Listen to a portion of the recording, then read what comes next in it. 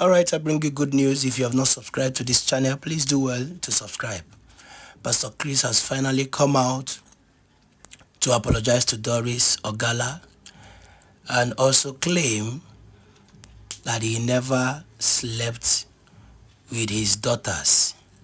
I will allow you to watch the video to see his confessions and drop your comment on the comment section. God bless you. Watch the video. There was also allegation that I slept with my daughters. Please hold on. Hold on.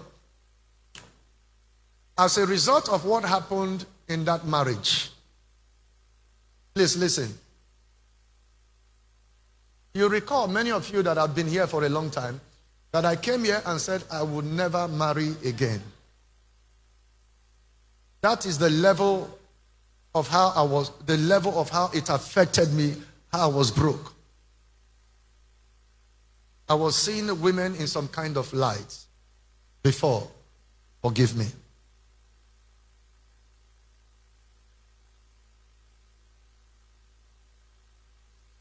It was mercy.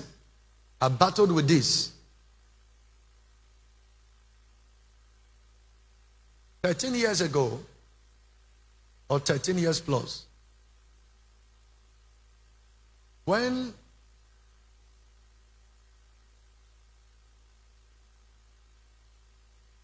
you recall when I was kidnapped, you must have heard the story. Some of you knows about it. I don't want to say what happened in the kidnappers then. How the kidnappers have put a call through. Because the only two numbers I remember then, as at that time, was a number and that of the King Chuma. The King Chuma is alive, he can tell this story. Tony, please come. It was me and you that was kidnapped. I was kept for 58 days. You stayed about 60 plus. About 61 days. When they put call through to the kidnappers put call through to this ex-wife. Did you remember what she said? Remember, she said they should not call her again, that it's not her business. Note, before this time, we were just cohabiting. We were not having anything husband and wife was doing together. And I was not eating her food. But we were living in the same house. So the thing got bad. That when I returned from the kidnappers then, she saw me at home and was shocked that she saw me. At that moment, he knelt down and said, please, whatever I've done, forgive me. I said, I don't know what you have done, but time will tell.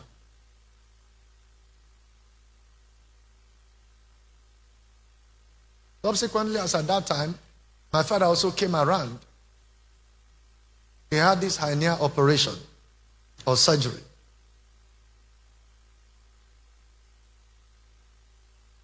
She will go out. I recall an occasion, an incident that happened.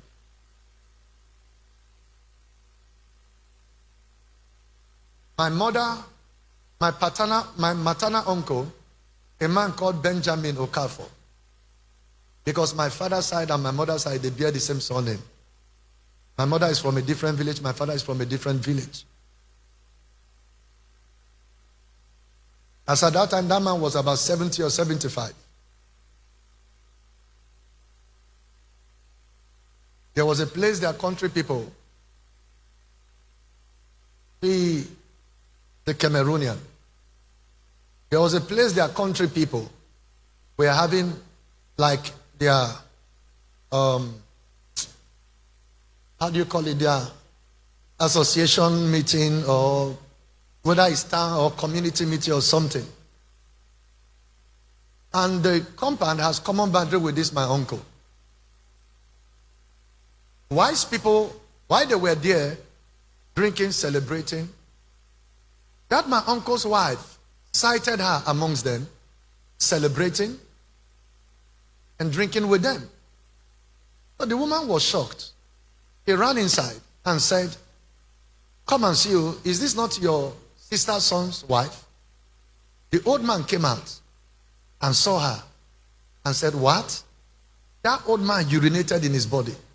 He said, "How can somebody whose husband is in death row not knowing whether I will come back?" That he related to my mother. To cut the long story short, a very long story. The battle ensued many times. I could recall the time my son, when she was pregnant of my son Bobo, 7 months in the womb, there was an argument. He jumped up from the 2-story building. He jumped down, landed. Nobody did anything. Nobody pushed her. You were aware of the incident. So if she had died or something happened to her, I would have been in jail, or maybe something else would have happened. Let me not go into all of that anymore. So finally, as I got back from the kidnappers then, after 58 days, she will go and come back late. So one of the occasions, I asked the gate man not to open the door. This was around 12 midnight. The King Hippo is not here, but the wife is here. He's abroad.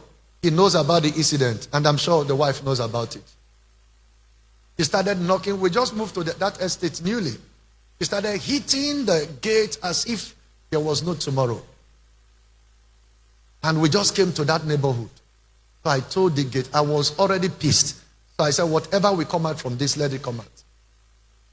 So I told the gate man, open the door. As soon as the door was, I took her phone. And that was the beginning of the end. As soon as I took the phone, what I pleaded with her, let us go peacefully our separate way, because everything that will kill a marriage has already happened, so that we don't end up killing one another. That was the day she went that night. She was ready to die because of that phone, the phone I took from her, I collected from her. She did everything, but I refused to release the phone. So she went and packed everything.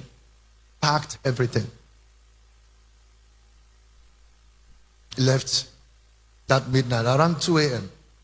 But by the time I opened the phone, it was a lot. I still have that phone with me, the BlackBerry phone. It was a lot.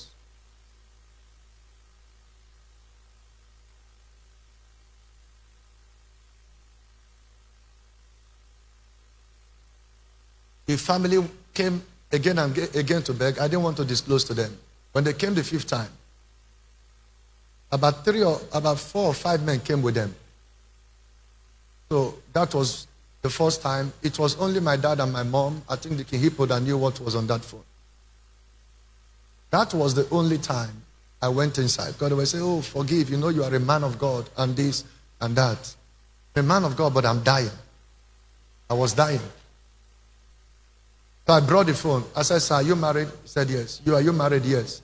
Are you married?" "Yes." Are you married?" "Yes." I said, "If your wife did a thing like this, what will you do?" This one said, "God forbid." This one said, "I will kill my wife." This one said, "She can't even do it." I opened the phone. I said, "Do you know whose nude picture this is? And did you see who and who they are sending it to?" A woman married to a pastor.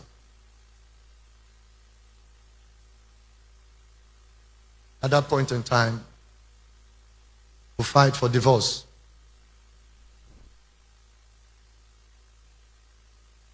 It was that bad.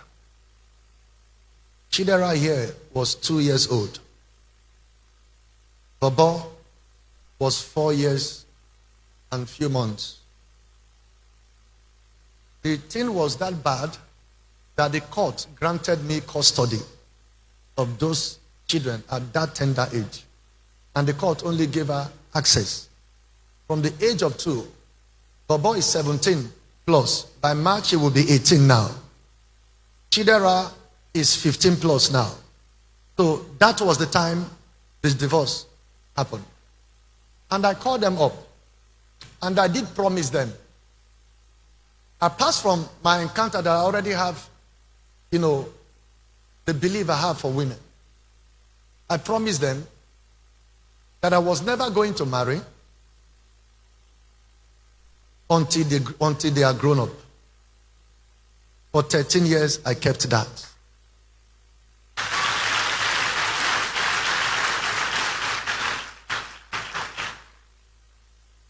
For 13 years, I kept that. And within that 13 years, it was not easy. We made a lot of mistakes. So the certificate of the divorce is there. Let me state very quickly. From that moment she vowed, I would destroy you. I would destroy the church. She says this openly. That over, as long as she liveth, that I will not be able to marry again. Take note. None of these lies or allegations ever came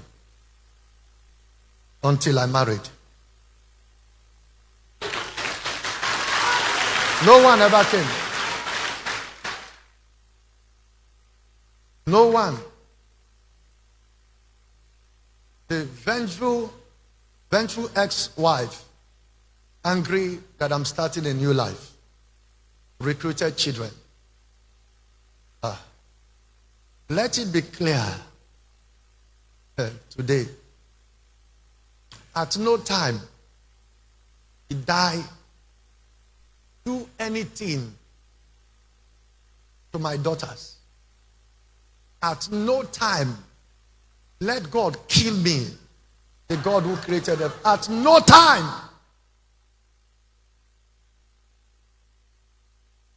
Children under me.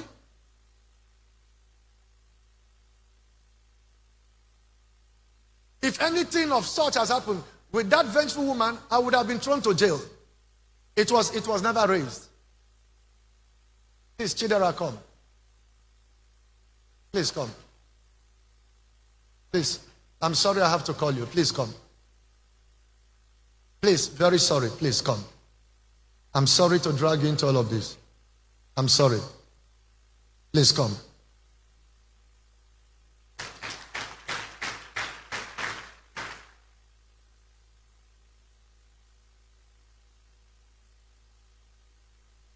Sorry.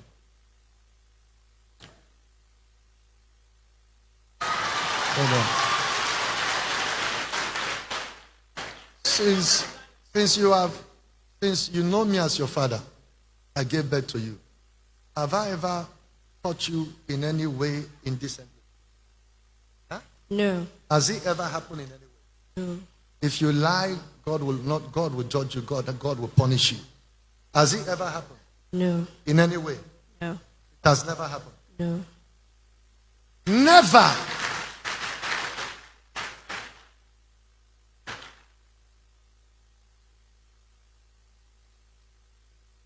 It is the story that can be told, and people will say, this man is an occult man. He's a beast. The well-coordinated attack. I'm sorry I'm speaking for the first time. This is the pain I've been through. It has not been easy. I became suicidal. I thought of committing suicide.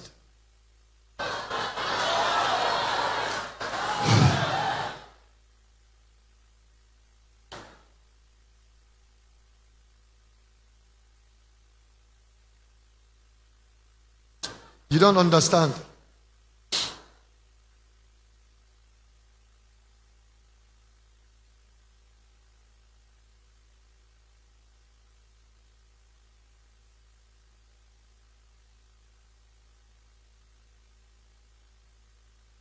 Please, don't judge anyone. Pray for me.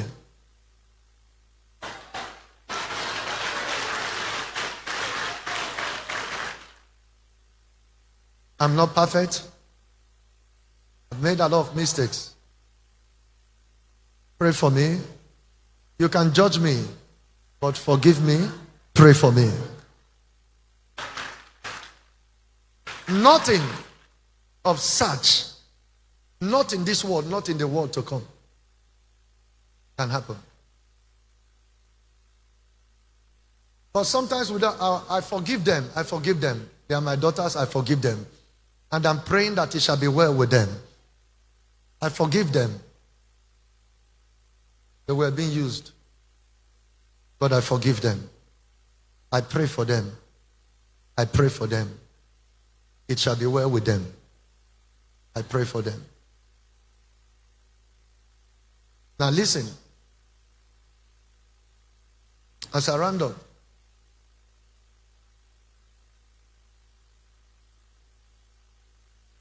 I spoke with some leaders of the church. Was it on Friday? I was able to get across to that daughter.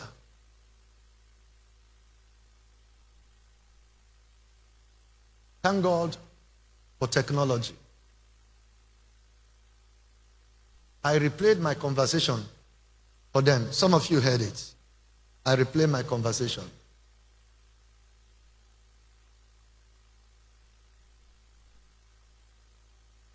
What was the problem? Don't use phone until you are done with secondary school. I didn't know she was using phone under my roof and all of that. Even on social media. So when people started calling it to my attention, look at what your daughter is doing on social media. I'm sure some of you know it. You are aware of it. So what happened? I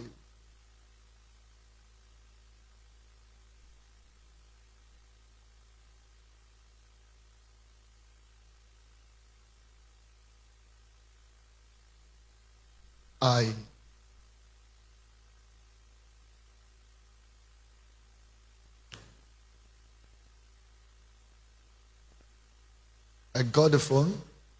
I flogged her. I was angry. I flogged her. And that was the day she ran out of the house. She ran out of the house and never came back. We tried everything. That was the last time we saw her. Some of you that hear the record, I said, this thing you went to say on social media, did any such thing like that ever happen? I said, no. Never. Some of you, I played it, you heard it. He said no. But on social media, it's like that. So Satan is trying to use these daughters of mine through their mother. But I'm praying for them in the name of Jesus Christ. It shall be well with them. The Bible says we should forgive and forget. The same way anyone I've offended, I'm also asking that you forgive me. Now, regarding to the one in Canada that said I neglected her, recall, it cost me so much, and that was one decision I regretted. Letting her go to Canada to school. I will never in my life send anyone that is of my offspring abroad to school. Even until that one is matured, graduated, and is old enough. I mean, after all of this, she traveled to Canada, paid her school fees, accommodation, and everything, all in dollars. The next thing is that my daughter became incommunicado. For 1 year, I will call her, she will not pick my call. She will not return my call. For 1 good year.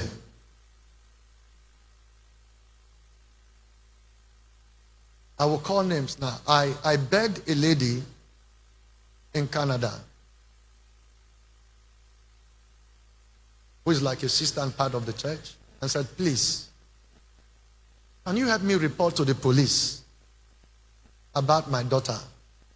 We've not been able to get her. The police tracked her through her number, got where she was staying. But the police said they can't disclose where she is staying because she said she does not want anyone to know where she is staying. The police cited they can't do that because she has become adult, that she's an adult, that they have to respect her privacy. So, for 1 year, I did not communicate with her. So the next time I will get to hear from her,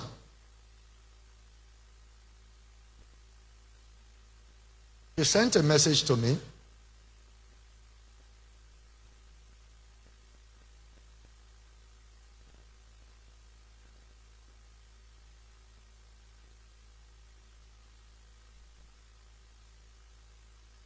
It's okay. It's okay.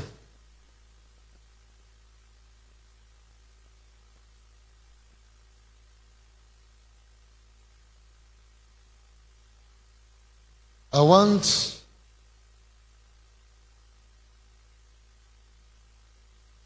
the media to come close. You probably might zoom this.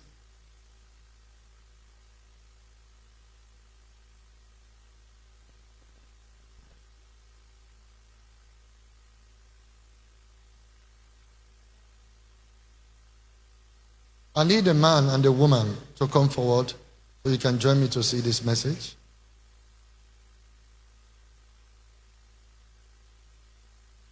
Evans, come. I need a lady also. I need the media people. I need you to put camera on this. I need a lady.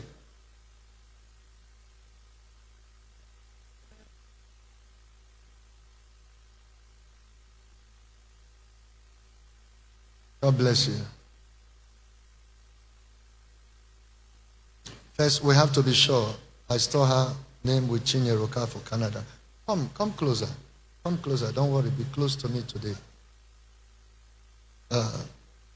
Can you see it? So let's check the number.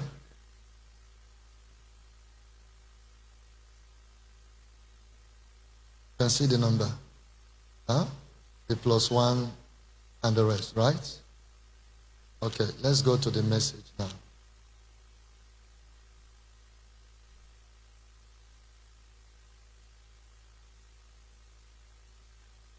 So what you are going to say, I just want to explain it a little bit. She started having conversation with me that she has dropped out of school, that she doesn't want to go to school again. And I said, why did you allow us to spend such kind of money and all of that? So, after communications, maybe we'll start from here. Okay. We have communicated. She was asking me to do something that if I don't do it, that she will not be happy to miss such big opportunity. Can you see it? Yes. Said I'll call back when you are less busy. Now, can you read this message? I know you are not happy with my decision, and that is okay. I'm finding my way. The school refunded next semester tuition. I don't know if you have received it yet. Then read my reply. Then you replied, let me know when you are ready to come. I will send you the ticket. Read what next? Then she... Or maybe you read.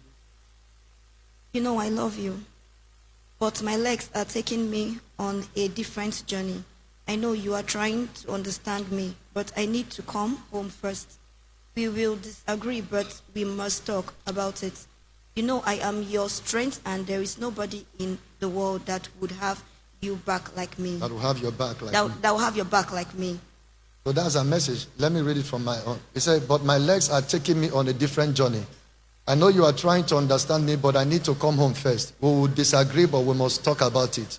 You know I am your strength, and there is nobody in this world that will have your back like me. So, communication ensued. I said to her, what took you to Canada was school. If you are not going to school anymore, I won't send any money for your staying there. You must return home. So, let me cut the long story short. You see the conversation. I sent ticket to her, sent everything to her, but she didn't come back to Nigeria. Now, the next thing I heard was on the 18th of December, where all this blackmail have started. Read this message. Yeah? You can see the date. What's Yes, the sir. date? Thursday, 18 December What time? to 9. That is 8:34. Read it. You will send me the money for school fees I owe the government for the whole of the last year, which you didn't pay because you refused to speak to me, for the 7,800 Canadian dollars outstanding balance. If you do not send it, I will go to the internet with every single thing I know. I want to receive a confirmation picture that you have wired the money to my account before the end of the year, before the end of the day.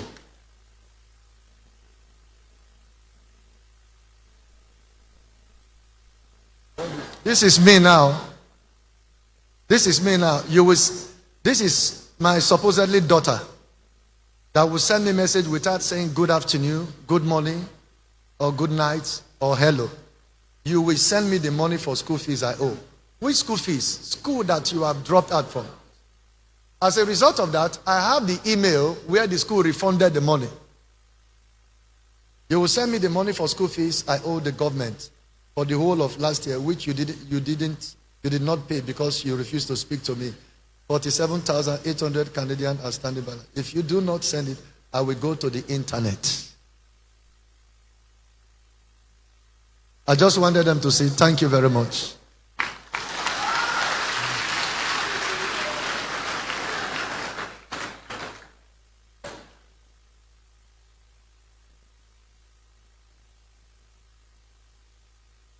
This is who is supposed to be my own daughter.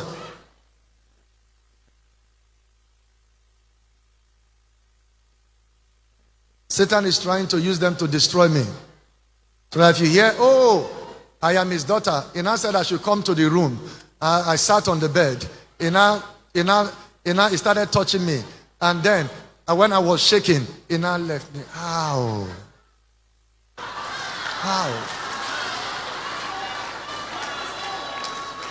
Look at the introduction. Look at the introduction. If I say what my father does to us, I am the doctor. And the person that went there to say her name is Okafor. Her name is Amarachi. So why is she hiding her true identity?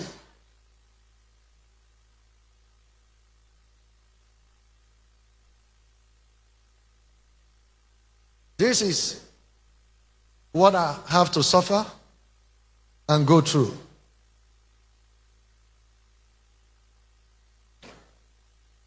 I have made a lot of mistakes. I am not perfect. Pray for me. Judge me, but pray for me and forgive me.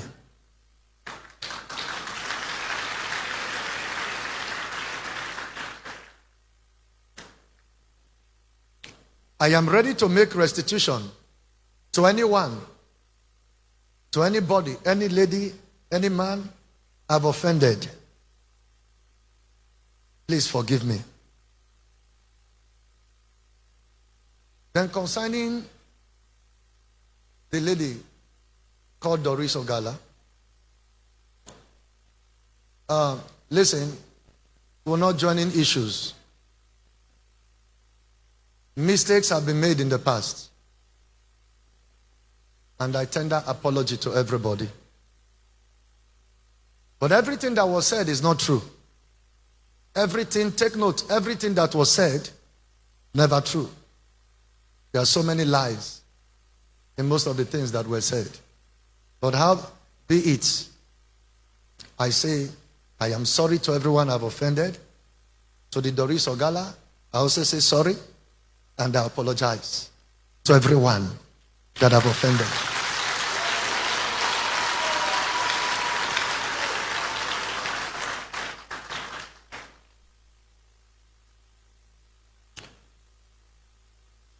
And once again, I repeat this. I'm ready to make a restitution to anyone and anybody, any lady, anywhere or man I have offended, I am sorry. Forgive me. I am not perfect. I've never been perfect. But I tell you, I've had a new beginning since the coming of these fathers of faith into my life.